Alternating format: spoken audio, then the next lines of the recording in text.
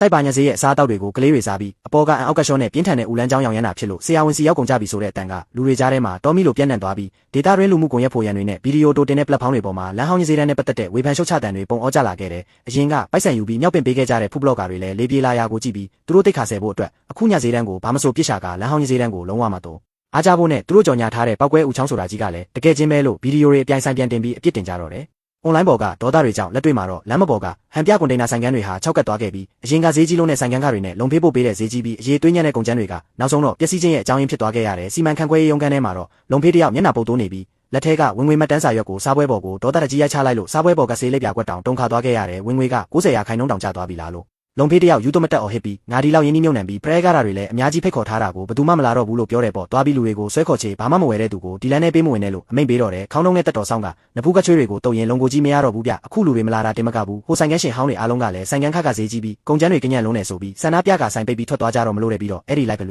ေရဲသူဟောင်းတွေအားလုံးကလည်းအခုမြောက်ဘက်ကကားကိုတောင်ပြက်ကြီးထဲမှာစုပြုံနေကြပြီးလင်းချန်ရဲ့ဆိုင်ကငါတို့ဖွင့်ပွဲပထမဆုံးနေ့ထက်တောင်လူတွေပိုစီကားနေတယ်လို့ပြောလိုက်တယ်လုံဖေးရဲ့မျက်ဝန်းတွေကချက်ချင်းချင်းမြောင်းသွားပြီးမယုံကြည်နိုင်မှုတွေနဲ့မနာလိုစိတ်တွေပြည့်နှက်သွားခဲ့ကနောက်တစ်ကြိမ်လင်းချန်ဖြစ်နေပြန်ပြီလို့တွေးလိုက်မိတယ်သူပြတင်းပေါက်ကိုတွန်းဖွင့်ပြီးမြောက်ဘက်ကမောင်မိုက်နေတဲ့ရက်စီကိုလမ်းကြည့်လိုက်တဲ့အခါဝေးလွန်နေပေမဲ့သူရင်ရှာပြီးတစ်ချိန်ကတန်းတက်ခဲ့ဘူးတဲ့ဝက်စီနဲ့အသားချောင်းနှန်းကလေထဲကတစ်ဆင့်သူ့မျက်နှာကိုချက်ပေါင်းများစွာရိုက်ခတ်လာတယ်လို့ခံစားလိုက်ရတယ်သူဒီအမှန်တရားကိုလက်မခံနိုင်ဘူးအရင်းနှီးနဲ့လူမှုကွန်ရက်ကအင်အားကိုပိုင်ဆိုင်ထားရင်အရာအလုံးကိုထိန်းချုပ်နိုင်ပြီလို့ထင်ခဲ့တာဖြစ်ပြီးလင်းချန်ကိုမိဘုံပြန်တောင်မရှိတဲ့ဒီလိုနေရာကိုမောင်းထုတ်လိုက်ရင်သူ့ကိုမိထုတ်ပြီးလာတော့မှလိမ့်မယ်လို့ထင်ခဲ့တာဖြစ်ပေမဲ့လက်တွေ့မှာတော့လင်းချန်ကတောင်ပေါ်ဒေတာထွက်တဘာဝကုန်ကျန်းတွေကိုတုံးပြီးဒီမောင်မိုက်တဲ့ကားကိုတောင်ပြက်ကြီးရဲ့မှာမိရှုတန်ဆောင်တစ်ခုကိုပြန်လဲထုံးကြီးလိုက်နိုင်ပြီဖြစ်တယ်။ဒဲအိုးဆိုတလုံးနဲ့ဘဝကိုပြန်ထူထောင်ချင်တာလားမင်းကိုအိုးပါမကြမ်းအောင်ငါလုပ်ပြမယ်လို့လုံဖေးကလည်းထွက်လိုက်ပြီးသူ့နောက်ကတက်တော်ဆောင်ကိုအပြင်ကန်ထရိုက်ဖြတ်သိမ်းရေးဖွဲ့ကိုခေါ်လာဖို့နဲ့ဒီညသူကိုယ်တိုင်တရားမဝင်မြေနေရာကျူးကျော်မှုခေါင်းစဉ်နဲ့လူတွေခေါ်ပြီးအဲ့ဒီကိုတောင်ပြက်ကိုမြေလံပစ်မယ်လို့အေးဆက်ဆက်နဲ့အမိန့်ပေးလိုက်တော့တယ်။ဒီအချိန်မှာတော့ပင်မလန်းမကြီးနဲ့မီတာ200လောက်ဝေးတဲ့ကိုတောင်ပြက်ကြီးထဲမှာတော့လုံးဝကိုတခြားစီဖြစ်နေခဲ့ပြီးဆိုင်းဘုတ်တောင်မရှိတဲ့ဒီမောင်မိုက်တဲ့လမ်းကြားလေးထဲမှာတော့လူတန်တွေစူညံနေခဲ့တယ်ကိုတောင်ထဲကပလတ်စတစ်ခုံပူ40ကျော်ကအစောကြီးကလေးကလူပြည့်နေပြီးအပြင်ကမြေသားလမ်းပေါ်မှာတောင်တစ်ခါသုံးထမင်းဘူးတွေကိုကင်ပြီးအားရပါးရစားနေကြတဲ့အစားအသောက်ဝါဒနာအိုးတွေနဲ့ပြည့်နေခဲ့ပြီဖြစ်တယ်ကျွန်တော်ရဲ့တန်တဲ့အိုးကြီးကမိဖို့ရဲ့အပူရှင်ကြောင့်ညီရဲနေပြီးကျွန်တော်လည်းမနားတမ်းအောင်ဆန်းခတ်နေခဲ့ရကချဝေးတွေကကြောပြင်တစ်ခုလုံးဆူရွှဲနေရင်မဲ့ကျေးလက်ကစစ်မှန်တဲ့ဝက်စီအပူရှင်ကနေတောင်ပေါ်ဒေတာထွက်သားချောင်းနဲ့ကျက်ဥတို့ရဲ့တဘာဝကြဆုံးမွေးရနန်းတွေကိုထွက်ပေါ်လာစေပြီးဒီပြင်းထန်တဲ့မိခိုးငွေရနန်းကညလေပြည်နဲ့အတူဝေးရနန်းစီကိုလွင့်ပြန်သွားခဲ့တဲ့ဝတ်စုံအပြည့်နဲ့ရွှေကားမျက်မှန်တက်ထားတဲ့အမျိုးသားတယောက်ဆိုင်ရှိကိုတိုးဝေဝင်လာပြီးချွေးတလုံးလုံးနဲ့လင်းသူထေးရဲ့ကျက်ဥနဲ့လုံးကျော်ထမင်းကျော်နှစ်ဖူးပါဆယ်ပေးပါဦးပြလို့အော်ပြောလိုက်လို့ကျွန်တော်မောကြည့်လိုက်တော့နင်းနဲ့အန်တာသွားပြီးဒီလူကကြည့်ရတာကုမ္ပဏီတစ်ခုရဲ့အစစ်မြင့်ရာရှိတယောက်နဲ့တူပြီးပုံမှန်ဆိုရင်ဒီလိုဟောင်းနှမ်းတဲ့ကိုတောင်ပြက်သေးကိုဘယ်တော့မှရောက်လာမဲ့သူမဟုတ်ဘ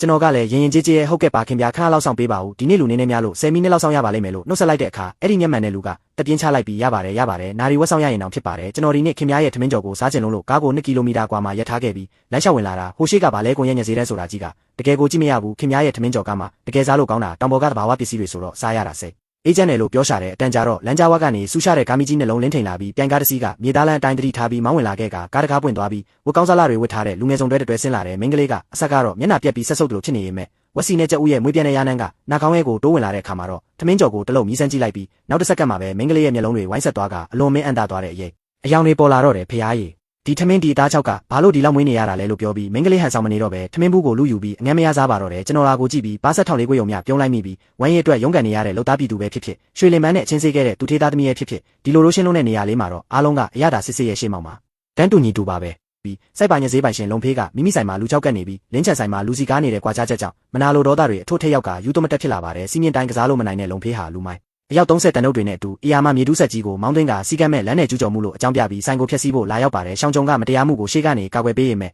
်လုံဖေးကဂယူးမဆိုင်ပဲအဓိကကြတဲ့တမဏိတဲ့အိုးဟောင်းကိုအရင်ရိုက်ခွဲဖို့အမိန့်ပေးပါတယ်ဒါပေမဲ့လင်းချန်ကတန်ရောက်မကိုကင်ဆွဲပြီးလက်မဝက်မြနောက်မဆုတ်ပဲဒီနေ့တဲ့အိုးကိုခွဲရင်မနှက်ဖြန်အမိုက်ပုံနဲ့ဒူးထောင်ကိုရလိမ့်မယ်လို့ပြတ်သားစွာတတိပေးလိုက်ပါတယ်မြေတူးဆက်လက်တီးခွန်ကလင်းချန်ဦးကောင်းထက်1မီတာကွာကိုကြာဆင်းလာတဲ့အရေးကြီးတဲ့အချိန်ခန်းမှာပဲရိုးရိုက်စကားနဲ့ကြီး3စီးကလမ်းကြောင်းရှိမှာကက်လန့်ဖြတ်ပိတ်ရက်လိုက်ပြီးစနစ်ကျလာတဲ့ဝတ်စုံနဲ့တက်တော်ဆောင်တွေကလူမိုက်တွေကိုအရှိန်ဝါနဲ့ဖိနှိပ်လိုက်ပါတယ်ကားပေါ်ကဆင်းလာသူကတော့လုံဖေးလောင်ပြောင်းခဲ့ဘူးတဲ့တီရှပ်ဟောင်းနဲ့ချင်းညက်ဖက်နဲ့ဆုပ်စီးထားတဲ့ကျုံးဦးလေးဖြစ်နေပါတယ်ထိုအချိန်မှာသူဟာတာမန်ဖိုးကြီးမဟုတ်ပဲမြို့ရဲ့ဘီလီယံကြီးချမ်းသာတဲ့ကျုံးချမ်းလုပ်ငန်းစုရဲ့ကထကြီးကျုံးဟန်ချမ်းဖြစ်ကဘာကိုတုံလို့စေမိအရှိန်ဝါနဲ့ထွက်ပေါ်လာတာဖြစ်ပါတယ်ထိတ်တန်းဥပဒေအကြံပေးကစာချုပ်ထုတ်ပြီးလမ်းဟောင်းတစ်ခုလုံးဆိုင်ကန်းနဲ့မြေကွက်အားလုံးကိုကထကြီးကျုံးဟန်ချမ်းအမိပေါက်ဝယ်ယူပြီးကြောင်းကြေညာလိုက်ပါတယ်ဒါတင်မကပဲလုံဖေးရဲ့လုပ်ငန်းလည်ပတ်ခွင့်အားလုံးကိုပယ်ဖျက်လိုက်ပြီးငွေကျပ်တန်း90နစ်နာကြေးတရားစွဲဆိုလိုက်ပါတယ်လုံဖေးကရွှွနွယ်နယ်ဒူးထောက်တောင်းပန်ပေမဲ့ကျုံးဦးလေးကမင်းကပြည်သူတွေရဲ့အမှန်တရားကိုရိုက်ခွဲတာကျေးဇူးကန်းတဲ့လူယုံမာကိုစံရည်စားပါအကမွေးမြူလို့မရဘူးလို့ဆိုကလူမိုက်တွေနဲ့အတူမောင်းထုတ်ပစ်လိုက်ပါတယ်အဲ့ဒီနောက်လုံဖေးရဲ့အတူအယောင်စိုက်ပါညစေးကစူးရှားတဲ့နီယိုမီတွေနဲ့စီပုတ်တွေ3ရက်အတွင်းပြောင်းဆင်သွားပြီးစစ်မှန်တဲ့ဖွံ့ဖြိုးမှုအနေနဲ့ကြောက်ပြားလန်းကိုပြင်ဆင်တာဝါချင်းချင်းလမ်းမီတိုင်တွေတက်ဆင်တာရေနှုတ်မြောင်းစနစ်ကောင်းမွန်စေတာတွေကြောင့်လမ်းဟောင်းမှာအစားအစာရနံ့တွေပြန်လည်တင်ပြက်လာပြီး